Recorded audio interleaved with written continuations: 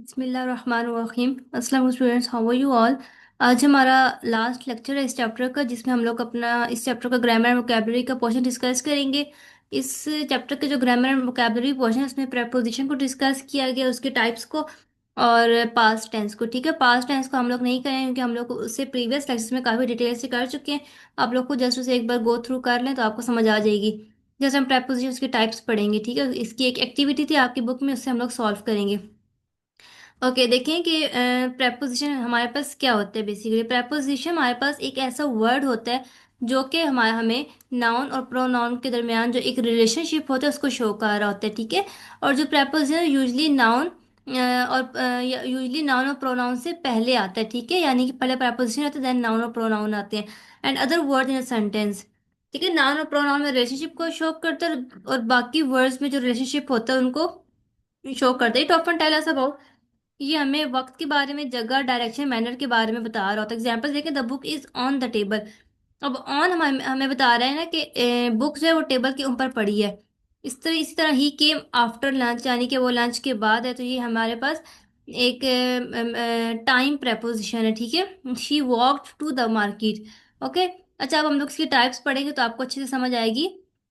पहली हमारे पास टाइप है preposition of time.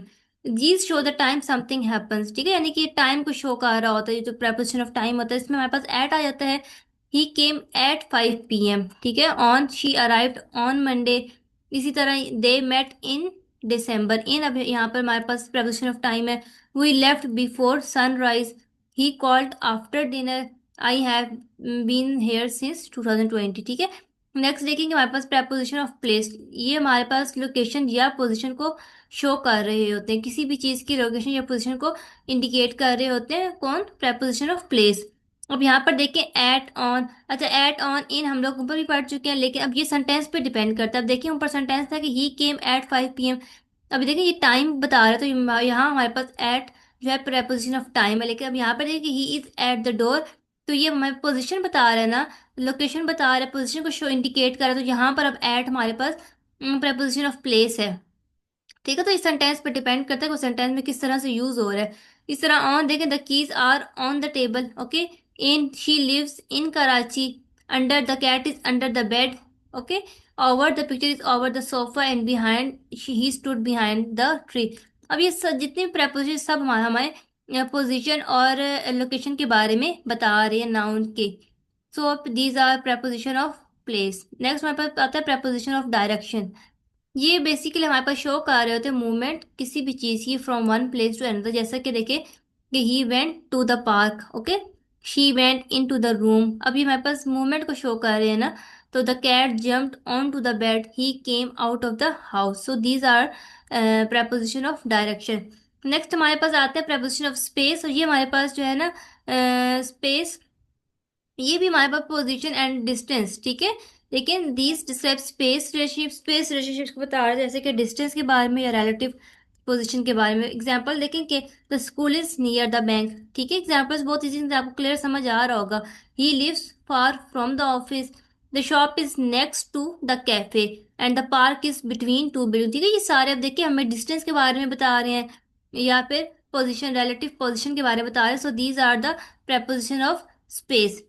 Okay, let's move to the next page. इस पर हमारे पास अब आ जाता है preposition ऑफ मूवमेंट। इसमें देखें कि दीज आर यूज्ड, ये हम लोग preposition मूवमेंट यूज करते हैं जब हम लोग when something is moving from one point to another। ठीक है, हम लोग किसी ऐसे चीज के बारे में बात करें जो कि मूव कर रही है एक पॉइंट दूसरे पॉइंट की तरफ, तो जब हम लोग उसके बारे में बात कर रहे होते हैं तो हम लोग फिर क्या करते हैं कि prepositions ऑफ मूवमेंट को यूज कीजिए हमारे पास अक्रॉस, अलॉन्ग एंड थ्रू। जैसे कि he walk across the street and they walked along the river. ठीक है, and she ran through the forest. अब ये मूवमेंट को शो कर रहे हैं ना, तो ये हमारे पास preposition ऑफ मूवमेंट है। preposition of manner. मैनर देखिए, मैनर से हमें पता चल रहा है कि ये हमारे पास दिस शो द वे और मेथड समथिंग हैपेंस। ठीक है, जैसे कि ही ट्रेवल्ड बाय कार, तो बाय हमारे पास यहाँ पर preposition ऑफ मैनर है। She wrote with a pen. He dance like a professional. Possession, possession का आपको बताया था कि ये ऑनरशिप को या मलकियत को शो कर रहे होते हैं, रिलेशनशिप को शो कर रहे होते हैं। नेक्स्ट देखेंगे the colour of the car. अब ऑफ द कार कह रहा है, तो ये एक पोजेशन शो कर रहा है कार के बारे में कि कलर किसका, कलर कार का कलर। इसी तरह a man with a beard, यानी कि मर्द जो दाढ़ी के साथ, विद अ बियर्ड, ठीक है। The key to the house. तो so these are the proposition of possession because they show possession, they show ownership, okay. Next हमारे पास है preposition of agent. Preposition of agent basically they देख के हमारे पास होता है कि this indicate the doer of the action in passive voice sentences. अगर ड्वायर का मतलब होता है करने वाला, ओके, यानी कि हम लोग जिसको हम लोग सब्जेक्ट कहते हैं, सब्जेक्ट जो पैसिव वॉइस में जो सब्जेक्ट होता है ना, ठीक है, उसको इंडिकेट कर रहा होता है, indicate the doer of the action, ठीक है। जैसे कि देखिए अब एक एक हमारे पास ये पैसिव वॉइस सेंटेंस है ना, the book was written by him. ये प्रपोजिशन ऑफ एजेंट हमारे पास एक ही है, बाय।